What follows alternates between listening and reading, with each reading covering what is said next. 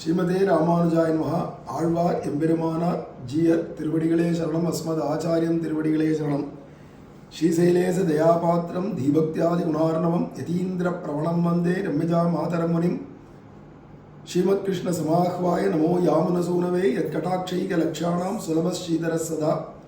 மன்வீர்கால் இங்கே மணவாள மாமுனிவன் பொன்னடியாம் செங்கமல போதுகளை உன்னிச் சிரத்தாலே தீண்டில் அமானவனும் நம்மை கரத்தாலே தீண்டல் கடன்.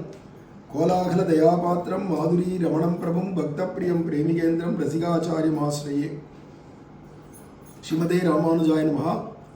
பெரியாழ்வார் திருமொழியில் 4ஆம் பத்தில் 5ஆம் பதிகம், அதாவது 5வது திருமொழியில் 1வது பாசுரத்துக்கு அவதாரிகை. இந்த பதிகமே ஆசைவாய்ச் சென்ற சிந்தையராகி அன்னை அத்தனேன் புத்திரர் பூமி வாசவார் குழலால் என்று மயங்கி எல்லைவாய்ச் சென்று சேர்வதன் முன்னாம் அப்படிங்கிறதான இந்த பாசுரம். 10 பாசுரம் இருக்குது. இந்த 10 பாசுரத்துக்கு அவதாரிகை சொல்லிட்டு வரார் சுவாமி மணவாள மாமனிகள். இந்த அவதாரிகையில் என்ன சொல்கிறார்னா, திருநாமங்களை சொல்லும் அவர்கள் பெரும் பேரு என்னால் சொல்லப்போகாது என்கிறார். பகவன் நாமத்தை சொல்கிறவாளுடையதான வைபவம் பிரபாவம் அவளுடைய பாக்கியம் இதெல்லாம் என் வாக்கை கொண்டு சொல்ல முடியாது அப்படின்னு பெரியாழ்வார் இந்த 10 பாசுரத்தில் சொல்கிறாராம். ஏன்னா நாமகீர்த்தனத்துக்கு என்ன பலன் அப்படிங்கிறது யாராலையும் அளந்து சொல்ல முடியாது. ஆனானப்பட்ட ஆதிசேஷனே 1000 படைத்த ஆதிசேஷன் 1000 முகங்களாலையும் வர்ணிக்கலாமாக்குன்னு நினச்சின்னு நாமம் சொல்கிறவாடைய பெருமையை சொல்லான்னு வந்தால் அவராலையும் சொல்ல போகாதுன்றார். அவராலையும் சொல்ல முடியாது. அப்பேற்பட்டது பகவன் நாமம். சொல்கிற வாழ்க்கை இவ்வளோ பெருமைன்னா நாமத்துக்கு எவ்வளோ பெருமை இருக்கணும். அது சொல்கிறதுனால தானே வாழ்க்கை இவ்வளோ பெருமை.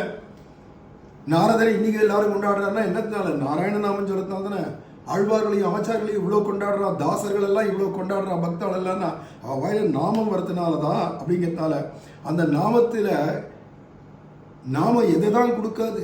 எத்பலம் நாஸ்தி தபசா ந யோகேன சமாதினா தத் பலம் லபதே சம்யக்கு கலவு கேசவ கீர்த்தனாது. இப்போ கலியுகத்தில் நாம சங்கீர்த்தனம் பண்ணிவிட்டா எத்பலம் நாஸ்தி தபசா, தபசுனால கிடைக்காத பலன்கள்லாம் கூட கேசவா நாராயணான்னு சொல்லிட்டா நன்னா கிடைச்சிருமா பலன். அதில் கிடைக்காத பலன்கள்லாம் கூட இதில் நன்னா கிடைச்சிடும். எத்பலம் நாஸ்தி தபசா ந யோகேன. அஷ்டாங்க யோகமே பண்ணட்டும், ஹட யோகமே பண்ணட்டும், எத்தனை யோகம் கிடைக்கோ, என்ன யோகம் என்ன பண்ணட்டும், அதனால அடைய முடியாததான பலன்கள்லாம் கூட இந்த நாமத்தை சொன்னாலே கலியுகத்தில் சுலபமாக கிடைச்சிரும் அப்படிங்கிறது. அது மாதிரி ந யோகேன சமாதினா, சமாதியில் கிடைக்காத ஆனந்தம் கூட. ஏன்னா சமாதி சஞ்சீவன ஹரிப்பாட்டெல்லாம் பாடினா பெரியவாள்லாம், பல தாசர்கள்லாம் சமாதியில் போய் பாடின பாட்டுன்னார். சமாதியில் கிடைக்காத ஆனந்தம் கூட நாமத்தை சொன்னால் அவ்வளவு ஆனந்தம் கிடைக்குமா. ஏன்னா இது நாமாமிருதமாக இருக்கிறதுனால 6ஆவதனை காட்டிலும் விசேஷம் பகவன் நாமம். அவனை காட்டிலும் அவனுடைய நாமம் விசேஷம். வாட்ச பிரபாவம் போலன்று வாசக பிரபாவம்னு சொல்கிறதுனால அதனால இதில் கிடைக்கிறதான ஒரு ஆனந்தம் பலன்கள்லாம் கூட அந்த மற்ற சாதனைகளால் கூட பெற முடியாது. அப்பேற்பட்ட இன்னொன்று பகவானால் கூட இவ்வளவு பலனை கொடுக்க முடியாதான், அத்தனையும் கொடுக்கும். இதுதான் குலம் தரும் என்கிறபடியே எல்லா அபேட்சிதங்களையும் கொடுக்கும்னார் மும்முற்றுப்படியில். அப்பேற்பட்ட பகவன் நாம கீர்த்தனம் அதற்கு என்னென்ன பலன் இவனுக்கு கிடைக்கும் அப்படின்னு என் வாயை கொண்டு சொல்ல முடியல. என்ன பலன்தான் கிடைக்காதுன்னு வேணா சொல்லலாம். என்ன பலன்தான் கிடைக்காது, எது வேணாலும் நாமமே சாதிச்சு கொடுக்கும்.